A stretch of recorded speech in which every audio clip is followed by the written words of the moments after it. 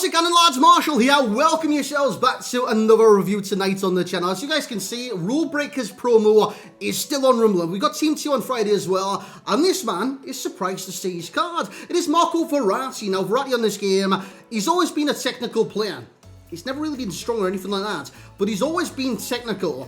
This time, he's had a pace upgrade. It's not the greatest pace upgrade, let's face that, but with a shadow, he can be fairly useful. And the thing is, he can be useful via his acceleration, which a lot of you are going to see today, they're going to notice today, and you're going to be aware of as well. I'm going to show you the difference between acceleration and sprint speed, which hopefully gets you guys interested in different types of players in this game. A lot of people just look at the overall pace and normally the sprint speed as well, but acceleration is key, and today we'll show that. Lads, if you do enjoy this review of Marco Verratti and his Rulebreakers card, you know what to do, man. You bring that side, smash that like, subscribe to the channel if you're brand new as well, and make sure to stick around by hitting that notification bell to stay tuned to every single upload. Now, if you've done this SBC, let me know what you think about it in the comments, and of course, what you think about this SBC, regardless of whether you've done it or not. I want to see your opinions on every single card I review or feature on this channel. Now, he's got medium-high work rates. You know what that means? He's mainly going to play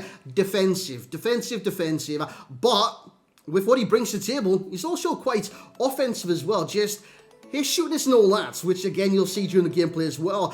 In terms of the skill moves, now it's 4-star, and when you put that into consideration with his amazing technical dribbling stats, it's unreal. This card feels like one of the most responsive cards in game, and I know what you're going to say, man. How can he with 72 pace? It's all about acceleration, agility, balance, ball control, and dribbling. If you've got the mixture of that, you'll feel good on the ball. This guy with a Shadow Chem style goes from 77 acceleration to 87. That's good enough for any player in this game. And I know what many will say, I've already had it on Twitter and stuff like that. The power curve, potentially down the line, will leave this card in the past.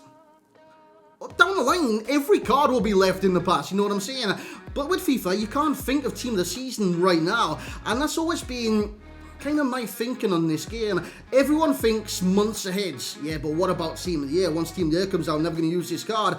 If you play FIFA like that, you'll be disappointed, lads. That's all I'm going to say. You need to play FIFA for the day. I don't know if that makes sense. Now, I can say this quite easily because I change players, I change teams, I change formations, I change tactics each and every single day because it keeps it fresh for me. But you need to play FIFA in the here and now. If not, you're just going to be waiting till the end of the game, play it for a month, and then it's going to be finished. You know what I'm saying? So, with Verratti, he's got the acceleration. Top speed isn't that great. Again, we'll cover that. Shooting. What shooting? That is horrendous. Passing's still good. This has actually been downgraded, I believe, as well. Short pass 85, long pass 83, vision's 83 as well. That's all gravy. The curve's on the low side, but in game, it's fantastic. Dribbling is excellent, superb, whatever you want to say. He's got 95 aggression. You couple that with the stance tackle of 84, the interceptions, which is immaculate in game, at 87, plus 10 at 297. Defensive awareness, it's been upgraded as well. Slide tackles went up. Jumping is at 90. Someone that's 5'5", he's not going to win in many headers anyways. And 90 jumping, it's not really going to benefit him in the slightest. 93 stamina though, so he can go all game long. And as you can see by his play traits, injury prone to injuries, whatever. I actually did get an injury through. I actually had to use, for the first time, or one of the first times this year, a healing card. He never used them. He's got a flare trait, he's got outside of foot shot as well. With that being said, we're going to jump into the gameplay now. Guys, I hope you do enjoy it. Lads, let's just get into it. So here we go on into the gameplay. Now, what we're going to see is his technical brilliance. Now, see this. Basically, because I was expecting to be okay on the ball. I didn't expect him to be this good on the ball. Honestly, he's fantastic. You pass it in his feet, it's under control, then it can go anywhere from there. His interceptions, if you've just seen there, is very, very good. You can intercept it within a heartbeat. You see the ball to intercept, bang, he's in that position, they've already passed it, he's got the ball at his feet. And again, you can play make from deep with this card and kind of do what you want. Now, you're going to see situations where he does intercept the ball. He does it all the time. His interceptions are fantastic, hence why it is one of the pros. But also his playmaking abilities from deep. You're going to see so many times during this review of him getting in these kind of areas, these kind of scenarios, and driving forward, either with literally accelerating forward, which we're going to talk a lot about in this review, because as you guys can see, he feels quick. He feels quick, man, and that is, again, the perception of the many. 72 pace, he's going to be so slow in game, and he's not going to be usable. That's lies. You need to look at the acceleration. And I know what you're saying. 77 acceleration isn't the greatest. When you couple it with his dribbling stats and the Shadow Chem style, you've got someone that feels super quick on the ball. And I think you can see that by basically his animations in game. Every time he gets the ball, he's quick to get it onto other feet. You've seen it there, into the chop. Should have scored. His shooting is categorically the worst thing about this card. So if you do get a chance, and again, I'm going to showcase many shots during the review. If you do get a chance with Marco Verratti, try and pass it to someone else. And I say try, but definitely, because you will find that pass. As he has another shot, that's a good save by the keeper. But again, normally those efforts with other midfielders do go in. When I'm talking about his playmaking, every pass he does, that one there as well, is inch perfect every single time. You see a pass, you make a pass, and it is just so well weighted. It is bonkers at times. I thought it was a red card in the match there between Atletico and Liverpool, but it's not. Look at that. You see the close control. His ball control is mental. Absolutely mental. So the thing is, perceptions about this card.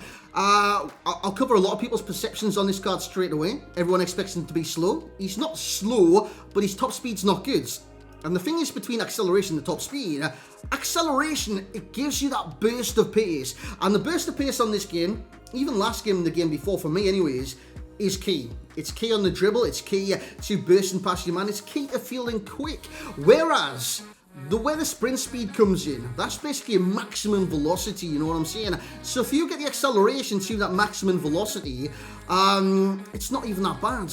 But if you're on the last man, you're going to get caught up because you've hit that top speed, so you'll be kind of slowing down almost as the defenders do catch you. So that's when you come into kind of trouble defensively as well. You're trying to catch someone and they've got better sprint speed for you in the long run. You're not going to catch them. Great finish there by Verratti as well.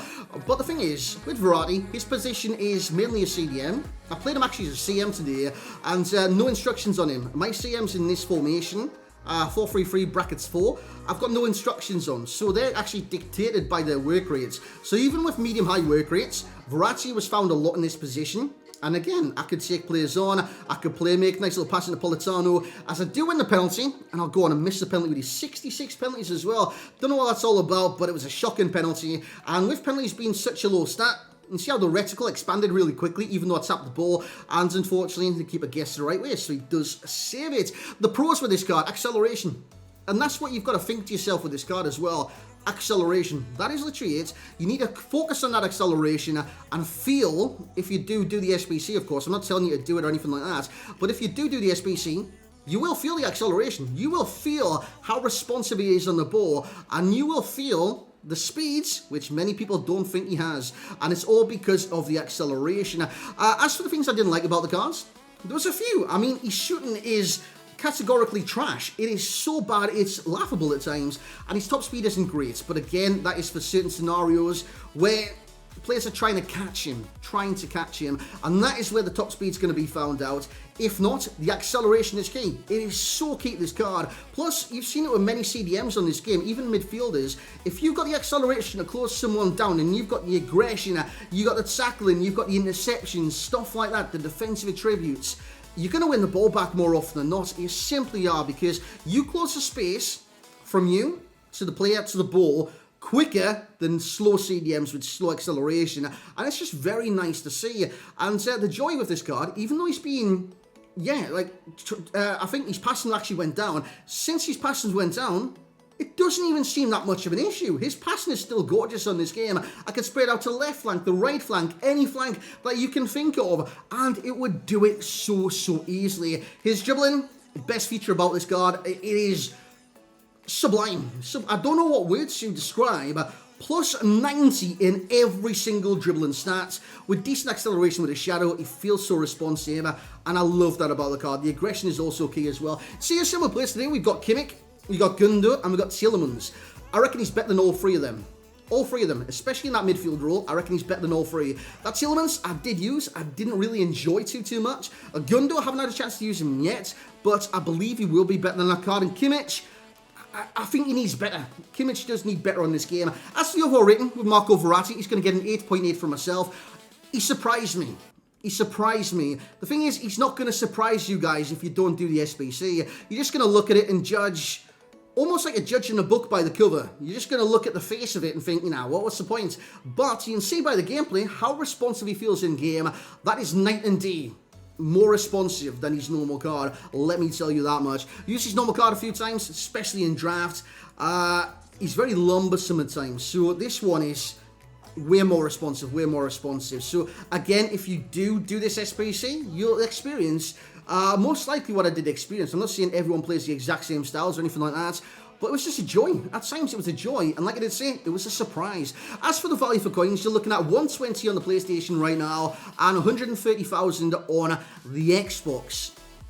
For an 89, that's not bad last year, because this year, cards are just at the bottom of the barrel, aren't they? They're so cheap on this game, it is madness. But alternatively, that lets you do SBCs like this for relatively cheap, I should say. 120 is not that bad for a Marco Verratti at this stage in the game. Should he come back at Team of the Year, like I did say, obviously, he probably won't have that value for coins. But like I adhered to earlier on, you need to play FIFA for the here and now. If you're sat there right now playing FIFA, preparing for Team of the Season, you're not going to have a good time. You're not going to have a good time. For me, FIFA's all about fun. Obviously, if you want to grind it out, sweat it out in every single match, you might be focused on Team of the Year. You might be focused on Team of the Season. But if you just purely want to have fun in this game, try for the here and now. Obviously, each card is an investment for your club, so you need to think carefully, but he's good for teams right now, and I'll say that much. As for enjoyment, 8.9 for myself. So to summarise, he's getting an overall rating of an 8.8, a value for coins of a 9.0, and an enjoyment of 8.9. Thoroughly enjoyable card, man, and it's enjoyable down to his aggressiveness in the challenge, his dribbling in general, his passing still being good, and of course, like I did mention at the very start, that acceleration. So guys, that's going to be it for the review tonight. I probably babbled on a little bit too much, but I like explaining myself, and sometimes I don't feel like I explain myself too well, so you guys are going to let me know in the comments anyways.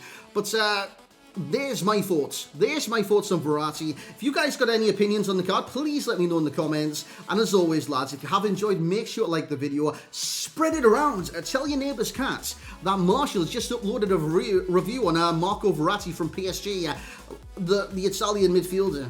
Who did he used to play for? I want to say... Oh, no, I remember. Was it Pescara, guys? No, I don't think it was Pescara. It actually might have been Pescara. Verratti played for a club that produced many, like, exciting talents. I think Verratti started there as well. Where there, guys? It is Pescara, boys! We went from Pescara to Paris Saint-Germain. See, I know my stuff, man. Although you guys, say FIFA YouTubers, know nothing about football, my knowledge, bang, in your face. That came from Football Manager. But thank you very much for enjoying the review, hopefully today. Like I say, like the video if you've enjoyed, comments in the comments section, subscribe if you want to see more, click that little bell as well. Hope you guys enjoyed the football tonight. I think Atletico Madrid actually did get a red card. I've got no idea. But thank you very much for watching. Enjoy the rest of the UCL. I will catch you all next time.